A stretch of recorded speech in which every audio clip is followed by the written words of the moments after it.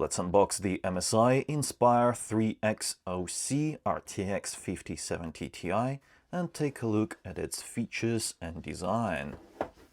Let's take a look around the box first. Pretty nice. And now let's dig in.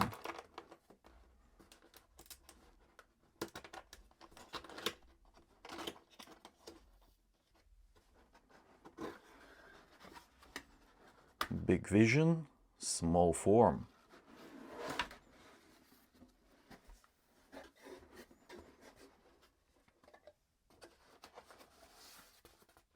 Nice. Some additional protection during shipping. Here is the GPU. Let's put it to the side for now and take a look at the accessories that come with this GPU. Okay, 2 8-pin, to a single 16-pin power adapter, and we also get a GPU support stand. Although I don't think this GPU needs it, but we'll have to install it into the PC first to ensure that it is indeed okay without the GPU support stand. But it's nice that they've included it. It's an okay quality stand, although it is plastic. It features a nice rubber pad at the bottom with a magnet, also a nice rubber pad at the top. Pretty good. The color looks nice. It's like a gunmetal gray. That's it for the accessories. There's just a quick start guide over here and some regulatory notices. Nothing special. Let's unwrap the GPU. It is sealed with a piece of tape.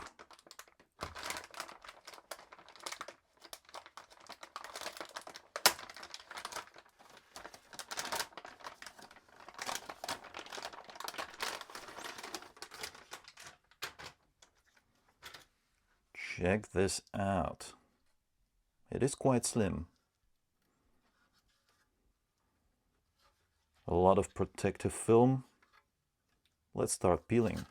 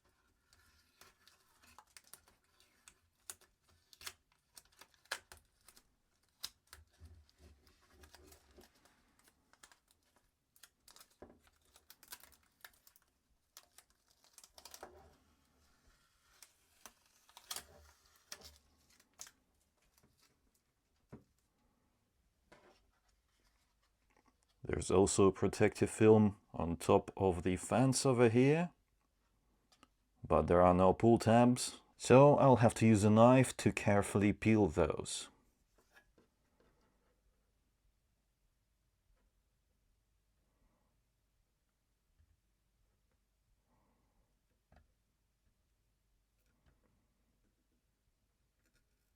There we go. First one. Second.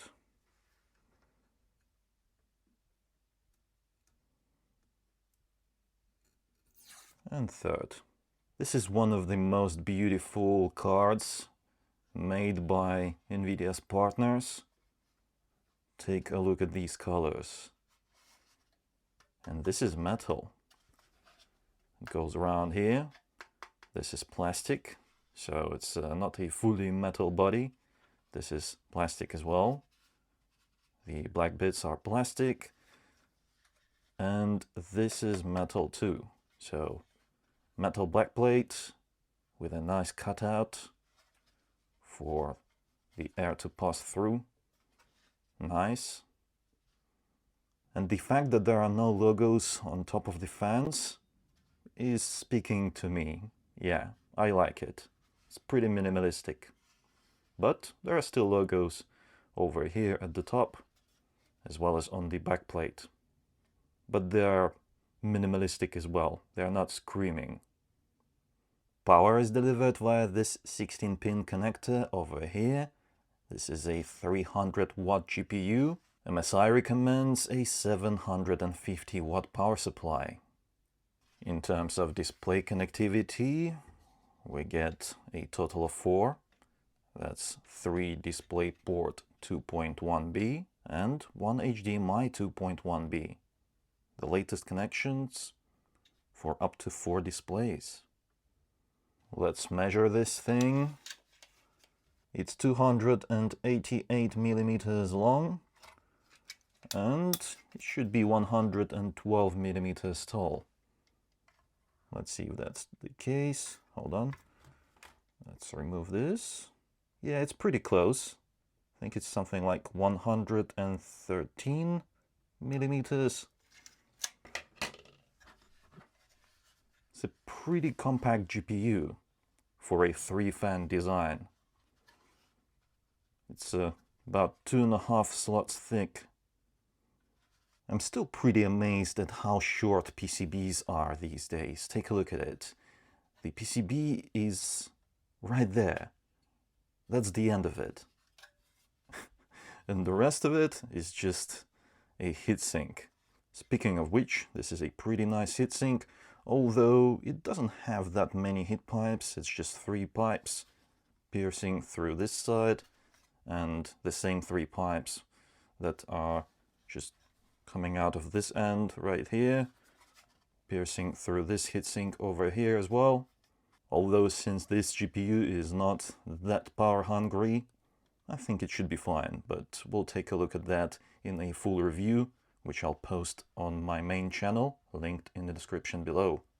It's nice to see that the memory as well as the power delivery system is actively cooled. Take a look at that. VRMs are connected to the heatsink over here, and the chokes are connected as well. Every important component gets active cooling. Here is what it looks like as part of the PC build. There are no LEDs, so the design is sleek and clean. I like it. And this graphics card doesn't need that GPU support stand. It is absolutely fine as it is. It's quite light, so the support is there from the from the regular mounting mechanism and the PCB and the backplate as well. Everything works well. There is no flex, no sagging. Nice.